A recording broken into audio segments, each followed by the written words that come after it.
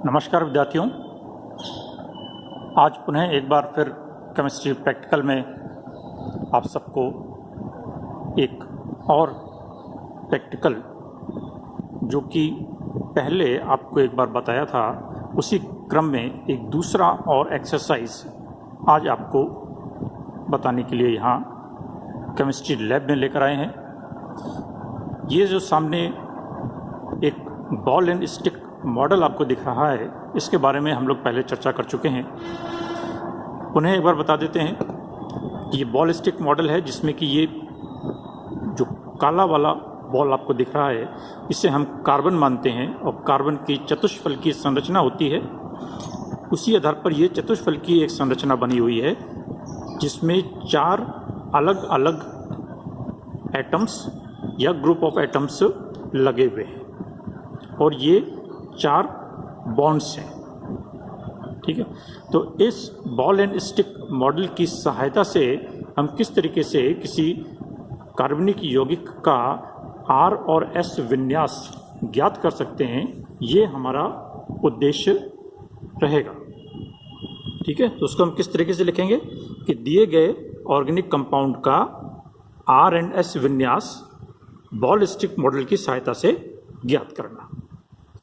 तो इसके लिए आपको पहले भी जैसे बताया था कि हमारे इसमें इसका विन्यास हम तभी ज्ञात कर पाएंगे जबकि ये कार्बन एटम जो बीच का है ये 4 अलग अलग एटम्स या ग्रुप ऑफ एटम्स के साथ जुड़ा हुआ है, तब हमारा ये carbon atom asymmetric carbon atom कहलाता है और उस स्थिति में हम R और S विन्यास ज्ञात करते हैं। तो परीक्षा में एग्जाम में आपको बताया जाएगा, ये मॉडल दिखाया जाएगा और आपको बताया जाएगा कि ये तो कार्बन एटम है और ये जो 4 डिफरेंट बॉल्स हैं ये 4 डिफरेंट एटम्स या ग्रुप ऑफ एटम्स हैं। इसके बारे में आपको बताया जाएगा कि ये पीली बॉल क्या बताती है, कौन सा एटम बताती है, लाल बॉल कौन सा एटम बता रही है और ये नीला और हरी बॉल कौन से ग्रुप को रिप्रेजेंट कर रही है या कौन से एटम को रिप्रेजेंट कर रही है, ये बात आपको एग्जाम में बताई जाएगी। अर्थात बॉल का कलर और उससे संबंधित एटम या ग्रुप ऑफ एटम क्या है, ये 2 चीज़ आपको बताई जाएगी। वो आपको देखिए इस तरीके से आपको सीरीज में जैसे यहाँ देखने को मिल रहा है कि ये येलो बॉल हम आपको बताएंगे कि जैसे Br को बता रही है, ब्लू बॉल OH को बता रही है, रेड बॉल Cl को बता रही है और ये ग्रीन बॉल H को बता रही है। ये इंफॉर्मेशन हम आपको देंगे। अब आपको क्या करना है कि तीसरे कॉलम में एक प्रायोरिटी का क्रम निर्धारित करना है। पिछली बार जैसे बताया था, जो सबसे छोटा एटम होता है उसको हम सबसे कम प्रायिकता देते हैं, या यूं कह लीजिए कि नंबर में वो सबसे ऊपर होता है, 4 नंबर पे होगा। जैसे हाइड्रोजन यहाँ पर सबसे छोटा है तो हाइड्रोजन को सबसे कम वरीयता देंगे, यानी 4 नंबर वरीयता देंगे। ठीक है, Br इसमें सबसे बड़ा है तो Br की वरीयता 1 निर्धारित की जाएगी। सेकंड नंबर पर क्लोरीन आता है तो क्लोरीन की सेकंड वरीयता है। फिर थर्ड नंबर पर ये OH, यहाँ पर 2 एटम्स का समूह है, थर्ड नंबर पर OH रहेगा और चौथे नंबर पर H। तो इस तरीके से हम अलग अलग एटम्स के लिए अलग अलग वरीयता का निर्धारण 1 से लेकर 4 तक करेंगे। तो इस तरीके से तो हम टेबल बनाएंगे। ठीक है, इसमें आपको लिखना क्या है, ऑब्जेक्ट लिखना है, फिर आपको प्रिंसिपल यानी उद्देश्य लिखना है। उद्देश्य में जैसे कि आपको पहले बताया था वही लिखना है कि असममित कार्बन से जुड़ने वाले ग्रुप को प्राथमिकता का क्रम देते हैं और फिर उसके बाद हम उसको किस तरीके से देखते हैं उसके बारे में लिखना है।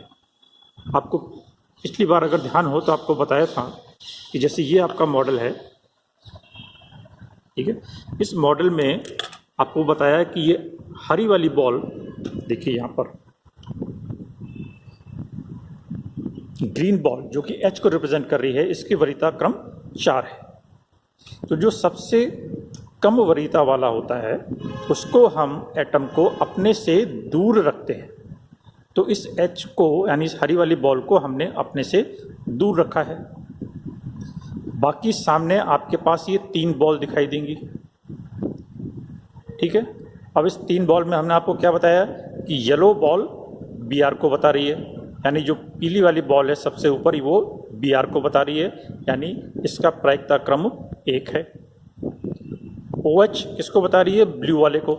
ये ब्लू वाली OH है, इसका वरीयता क्रम कितना है? 3 है। ये लाल वाली बॉल Cl के लिए है, इसका वरीयता क्रम 2 है। तो यदि हम इस मॉडल में देखें तो ये तो हरी बॉल 4 वरीयता वाली है, उसके बाद जो हमारी 3 बॉल रहेगी उसमें ये वरीयता क्रम 1, ये वरीयता क्रम 2 और ये वरीयता क्रम 3 है। इसी तरीके से देखिए इसको पिक्चर में भी बनाया है।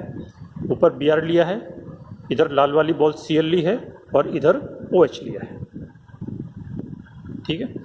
यहाँ पर देखिए ये हरी वाली बॉल बनाई है, यहाँ पर ये थोड़ा सा इसने गलत बनाया है। ये हरी वाली बॉल हम यहाँ पर बनाएंगे, ठीक है। आप यहाँ पर बनाइएगा और इसको इसी तरीके की डैश डैश की लाइन से दिखाना है।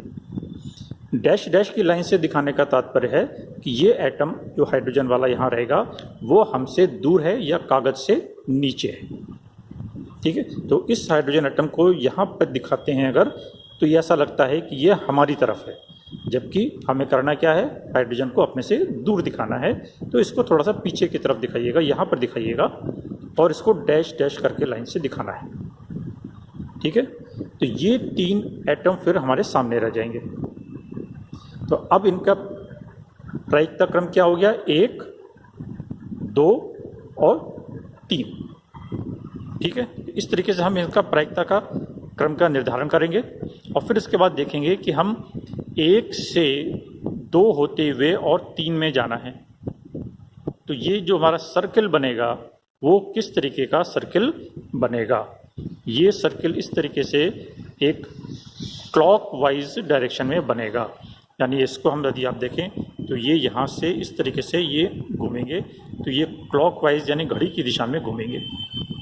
तो ये कॉन्फ़िगरेशन हमारा R हो जाएगा। इसी में यदि हम ये जो दोनों बॉल हैं OH और Cl, इसको यदि हम उल्टी कर दें, या तो हम आपको इसको उल्टा करके लिखा दें या आप यदि गलती से इसको उल्टा कर देते हैं, ठीक है, इसको आप यहाँ पर Cl कर देते हैं और यहाँ पर OH कर देते हैं, तो क्रम आपका क्या बनेगा? इधर से लेकर और सेकंड नंबर इधर और थर्ड नंबर इधर। तो ऐसे केस में हम एंटी क्लॉकवाइज घूमेंगे और कॉन्फ़िगरेशन हमारा S हो जाएगा। इसलिए इसको हमें बहुत ध्यान से पिक्चर अपनी बनानी है। यदि आपने कॉपी करते समय या लिखते समय या जैसे भी है कुछ अलग तरीके से बना दिया है तो भी कोई दिक्कत वाली बात नहीं है। आपने जो बनाया है फिगर में उसी के अकॉर्डिंग आपको इसका कॉन्फ़िगरेशन लिखना है। यदि हमने इसको R बताया है लेकिन आपने इसको उल्टा बना दिया है तो आप S लिख दीजिए। आप जो लिखें वो सही होना चाहिए, ठीक है। ये अपने को ध्यान में रखना है। तो ये आप इसके बाद हमारा रिजल्ट क्या आ जाएगा कि दिए गए ऑर्गेनिक कंपाउंड का विन्यास R है। तो ये हमारा एक दूसरा एक्सपेरिमेंट हो जाएगा। आगे भी हम 1-2 एक्सपेरिमेंट इसी तरीके के और करेंगे, तो इसको आप अपने रिकॉर्ड में लिख लीजिएगा। ये आपके लिखने का तरीका रहेगा, इसको आप अच्छे से पढ़ लीजिएगा, समझ लीजिएगा। प्रिंसिपल या उद्देश्य सबका समान रहेगा।